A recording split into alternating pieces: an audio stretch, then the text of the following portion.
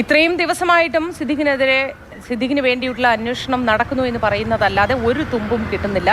നമുക്കറിയാം, കഴിഞ്ഞ ATM കൊള്ളയെ തുടർന്ന് മണിക്കൂറുകൾക്കകം തമിഴ്നാട് പോലീസ് കൊള്ളസംഘത്തിനെ പിടികൂടിയപ്പോൾ പ്രേക്ഷകരിൽ പലരും പോലും നമ്മളോട് ചോദിക്കുകയുണ്ടായി, എന്തുകൊണ്ട് സിദ്ദിഖിനെ കേരള പോലീസിന് പിടിക്കാനാവുന്നില്ല? ഒരിക്കലും ശക്തിയിലും കഴിവിലും ഒട്ടും പിന്നോട്ട് പോയ ഒരു സേനയല്ല, പിന്നോട്ട് നിൽക്കുന്ന ഒരു സേനയല്ല നമ്മുടെ പോലീസ് സേന എന്നറിയാം. പക്ഷേ എന്തുകൊണ്ട്?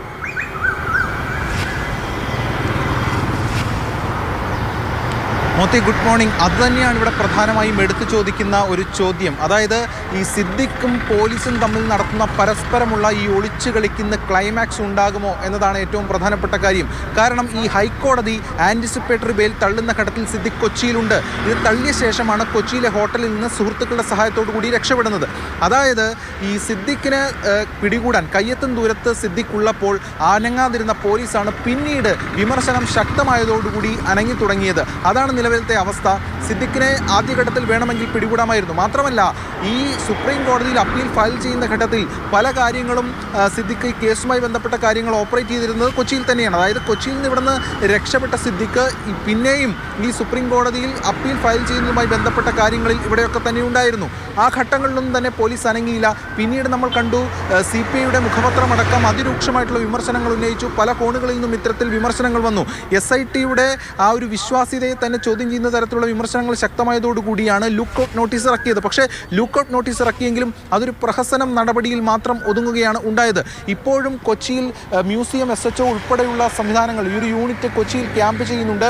അതിനുശേഷം വിമർശനം കുറെ കൂടി ശക്തമായപ്പോൾ ഇന്നലെ നമ്മൾ കണ്ടു, ഇവിടുത്തെ SITയുടെ ഈ ഓഫീസിൽ ഇന്നലെ ഇതുമായി ബന്ധപ്പെട്ടുള്ള കാര്യങ്ങൾ, അതായത് സിദ്ദിഖിൻ്റെ മകൻ്റെ സുഹൃത്തുക്കളെ അടക്കം വിളിച്ച് കാര്യങ്ങൾ ചോദിക്കുന്ന നിലയൊക്കെ കണ്ടിരുന്നു. എന്തായാലും ഇപ്പോൾ SIT ഓഫീസ് ഇപ്പോൾ അടഞ്ഞു കിടക്കുകയാണ്. അല്പസമയത്തിനകം തന്നെ മറ്റു ഉദ്യോഗസ്ഥരൊക്കെ തന്നെ ഇവിടേക്ക് എത്തും എന്ന വിവരം കൂടി ഈ ഘട്ടത്തിൽ ലഭിക്കുന്നുണ്ട്.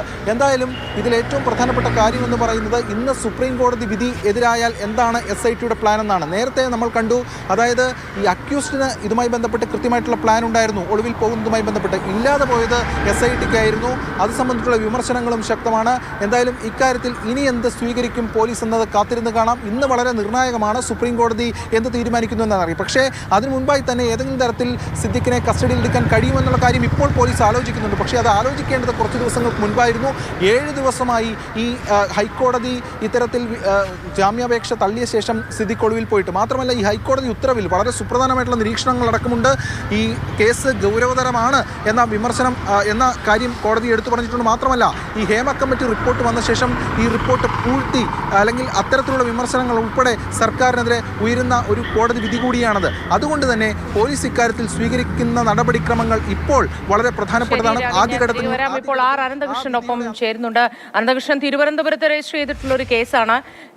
എന്തുകൊണ്ട് കൊച്ചിയിൽ അന്വേഷണത്തിന് വേണ്ടി പ്രത്യേക അന്വേഷണ സംഘം കൊച്ചി പോലീസിനെ സമീപിച്ചില്ല എന്ന് തുടക്കം മുതൽ നമ്മളൊക്കെ ചോദിക്കുന്ന ചോദ്യമാണ്. ഇതുവരെയും ആളിനെ കണ്ടെത്താൻ കഴിഞ്ഞിട്ടില്ല. ഇന്ന് സുപ്രീം കോടതിയിൽ ഒരു തിരിച്ചടി ഉണ്ടായാൽ വളരെ നാടകീയമായി കീഴടങ്ങാനുള്ള ഒരു സാധ്യതയും മുന്നിൽ കാണുന്നുണ്ട്. അങ്ങനെയെങ്കിൽ പോലീസിന്റെ ഒത്താശയില്ലാതെ അതൊരിക്കലും നടക്കില്ല. Good morning Moti. കേരളത്തിലെ എല്ലാവർക്കും മുഖപരിചയമുള്ള ഒരു വ്യക്തിയാണ് കഴിഞ്ഞ ഒരാഴ്ചയായി ഒളിവിലിരിക്കുന്നത്.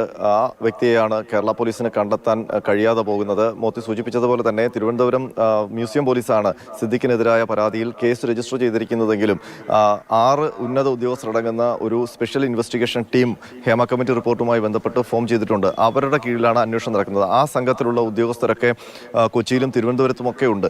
എന്നിട്ട് പോലും കൊച്ചിയിൽ ഒരു കൃത്യമായ സർവൈലൻസ് സിദ്ദിഖിനും ആ ഹൈക്കോടതി ഉത്തരവ് വരുമ്പോൾ ഉണ്ടായില്ല എന്നുള്ളതാണ് ഏറ്റവും വ്യക്തമായ കാര്യം. അതല്ലെങ്കിൽ ഒരു അണിയറയിൽ ഒരു നീക്കുപോക്ക്, ഈ എല്ലാ സാധ്യതകളും നിയമസാധ്യതകളും ഉപയോഗിച്ച ശേഷം സിദ്ദിഖ് കീഴടങ്ങിക്കോട്ടെ എന്നുള്ള ഒരു ആനുകൂല്യം പോലീസിന്റെ ഭാഗത്ത് നിന്ന് ഉണ്ടായി എന്നുള്ള സംശയവും ഉയരുന്നുണ്ടായിരുന്നു. ആ സംശയമാണ് കൂടുതൽ ആ ഒരു സംശയത്തിനാണ് കൂടുതൽ ബലം നൽകുന്നത്. അതിന് ഉപോത്ബലകമാകുന്ന ചില നീക്കങ്ങളാണ് പോലീസിന്റെ ഭാഗത്തു നിന്നും ഉണ്ടായത്.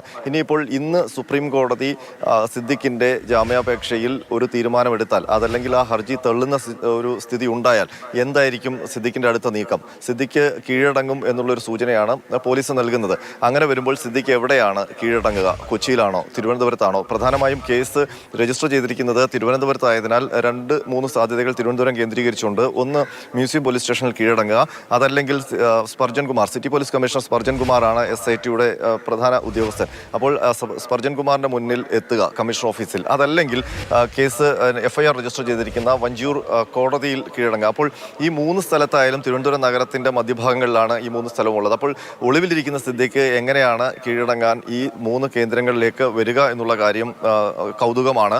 അപ്പോൾ അങ്ങനെ വരികയാണെങ്കിൽ ആ സിറ്റിയിലേക്ക് ഒരു മൂവ്മെന്റ് സിദ്ദിഖിന്റെ ഭാഗത്തു നിന്ന് ഉണ്ടായാൽ പോലീസ് അതിനു മുൻപ് തന്നെ, കീഴടങ്ങുന്നതിന് മുൻപ് തന്നെ കസ്റ്റഡിയിൽ എടുക്കുമോ എന്നൊക്കെയുള്ള ചോദ്യം ഇനി വരും മണിക്കൂറിൽ കാണാനുള്ളതാണ്. അതല്ലെങ്കിൽ പോലീസ് ഇപ്പോഴും പറയുന്നത് കൊച്ചിയിലോ ഇടുക്കിയിലോ ആണ് സിദ്ദിഖിന്റെ ഒളിത്താവളം എന്നുള്ളതാണ്. അങ്ങനെ വരുമ്പോൾ കൊച്ചിയിൽ മ്യൂസിയം SHOയുടെ കീഴിൽ തന്നെ, മ്യൂസിയം SHOയുടെ കീഴിൽ ഒരു സംഘം പോലീസുകാർ ഇപ്പോഴും കൊച്ചിയിൽ തുടരുന്നുണ്ട്. അവിടെ SITയുടെ ഓഫീസിൽ വന്ന് കീഴടങ്ങാനുള്ള സാധ്യതയുണ്ട്. അപ്പോൾ SITയുടെ ഓഫീസിൽ കീഴടങ്ങിയാൽ പിന്നീട് സിദ്ദിഖിനെ അവിടെ നിന്ന് കസ്റ്റഡി എടുക്കുക, അതിനുശേഷം അറസ്റ്റ് രേഖപ്പെടുത്തുക, പിന്നീട് തിരുവനന്തപുരത്തേക്ക് കൊണ്ടുവരേണ്ടി വരും. അത് ചിലപ്പോൾ വലിയ ബുദ്ധിമുട്ട് സൃഷ്ടിക്കുന്ന ഒരു സിറ്റുവേഷൻ ഉണ്ടാക്കും. അപ്പോൾ അതുകൊണ്ട് തന്നെ സിദ്ദിഖ് ഏതായാലും വളരെ നാടകീയമായ കാര്യങ്ങളാണ് നടക്കുന്നതെന്ന് വേണം പറയാൻ.